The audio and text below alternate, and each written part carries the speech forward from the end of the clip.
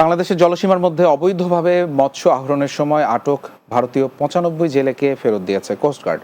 একই সঙ্গে ভারতে আটক ও আশ্রয়ে থাকা ৯০ জন বাংলাদেশি জেলে নাবিককে ফেরত আনা হয়েছে। মঙ্গলবার সকাল ১০টায় চট্টগ্রামের পতেঙ্গায় বাংলাদেশি জেলেদের বোট সহ তাদের স্বজনদের কাছে হস্তান্তর করা হয়। পাশাপাশি ফেরত আনা হয় দুটি শিপিং জাহাজ FV লায়লা ২ ও FV মেঘনা ৫। চট্টগ্রাম থেকে বিস্তারিত জানাচ্ছেন সহকর্মী সোহেল মাহমুদ, ক্যামেরায় ছিলেন বিশ্বজিৎ বিশ্বাস। ভারতের জিম্মি দশা থেকে ফিরিয়ে আনা হয়েছে জেলে নাবিকসহ ৯০ জন বাংলাদেশি। ভারত বাংলাদেশের দুই দেশের বন্দি বিনিময়ের মধ্য দিয়ে তাদেরকে ফিরিয়ে আনা হয়। এর আগে গত ৯ ডিসেম্বর বাংলাদেশের খুলনার হিরন পয়েন্ট এলাকার অদূরে সমুদ্রে মাছ ধরার সময় ৭৮ নাবিকসহ দুইটি জাহাজ নিয়ে যায় ভারতীয় কোস্টগার্ড।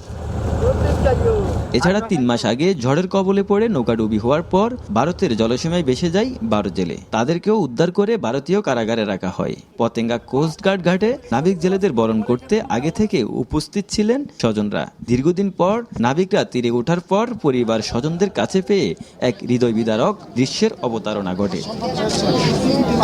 সরার পর আমার বোট পাল্টি খেয়ে গেছে। পাল্টি খাওয়ার পর আমার ১৩ জন ছিলাম, আমি একজন পাইনি, আমার একজন মিসিং। তারা ১২ জন, আমি ওই একটা বোটে বাস আসার কিছু প্লুট ছিল, ওই প্লুট নিয়ে আমি ১২ জন একসাথে ছিলাম। বাংলাদেশে আটক থাকা ভারতীয় জেলেদের ছাড়িয়ে নিতে তাদেরকে নিয়ে যাওয়া হয় বলে ধারণা করছেন নাবিকরা। অভিযোগ আসলে এরকম তেমন কিছু ছিল না। ওরা প্রথমে আসছে, বলছে যে আমরা চেক করব। চেক করার কথা বলে জাহাজে অনবোর্ড হয়েছে, চেক করছে। পররাষ্ট্র মন্ত্রণালয়ের উদ্যোগে দ্বিপাক্ষীয় সমঝোতার ভিত্তিতে বন্দি বিনিময়ের মাধ্যমে তাদেরকে ফিরিয়ে আনা হয়। বাংলাদেশ সরকারের পররাষ্ট্র মন্ত্রণালয় এ বিষয়ে উদ্যোগ নয় এবং দ্বিপাক্ষিক সমঝোতার ভিত্তিতে বন্দি বিনিময়ের সিদ্ধান্ত গৃহীত হয়। এই বন্দি বিনিময়ের কাজটি দেওয়া হয় বাংলাদেশ কোস্টগার্ডকে বাংলাদেশের সরকারের পক্ষ থেকে। প্রায় ৪ মাস আগে মাছ ধরার সময় প্রতিকূল আবহাওয়ার কবলে পড়ে ডুবে যায় FV কৌশিক নৌকাটি। ওই নৌকার ১২ জন জেলে বাড়ি ফিরলেও খোঁজ না পাওয়ায় বাড়িতে ফেরা হয়নি ইব্রাহিম তালুকদারের। সোহেল মাহমুদ, বাংলা টিভি, চট্টগ্রাম।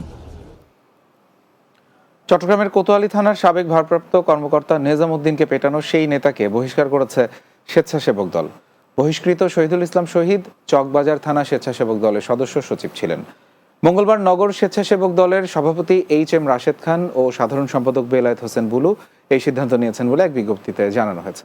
নগর স্বেচ্ছাসেবক দলের দপ্তর সম্পাদক M আবু বক্কর রাজুর পাঠানো বিজ্ঞপ্তিতে তাকে প্রাথমিক সদস্য পদ থেকেও বহিষ্কারের কথা জানানো হয়। নগর স্বেচ্ছাসেবক দলের বিষয়টি নিশ্চিত করে সাধারণ সম্পাদক বেলায়েত হোসেন বুলু। চট্টগ্রামের পাহাড়তলী থানার অস্ত্র মামলায় এক ব্যক্তির ১৭ বছরের কারাদণ্ড দিয়েছেন আদালত। আজ চতুর্থ অতিরিক্ত চট্টগ্রাম মহানগর দায়রা জজ সিরাজম মুনিরার আদালত এই রায় দেন। দণ্ডপ্রাপ্ত আসামি মোহাম্মদ সেন্টু মিয়া কুমিল্লা জেলার মুরাদনগর থানার কাসেল্লাতারা মিয়া বাড়ির মৃত বেনু মিয়ার ছেলে। বিষয়টি নিশ্চিত করে আদালতের বেঞ্চ সহকারী ওমর ফুয়াদ বলেন, ১২ জন সাক্ষীর সাক্ষ্য প্রমাণে অস্ত্র মামলায় অভিযোগ প্রমাণিত হয় আসামি মোহাম্মদ সেন্টু মিয়াকে এই কারাদণ্ড দিয়েছেন আদালত। আসামি পলাতক রয়েছে, তার বিরুদ্ধে সাজা পরোয়ানা মূলে গ্রেপ্তারি পরোয়ানা জারি করা হয়েছে।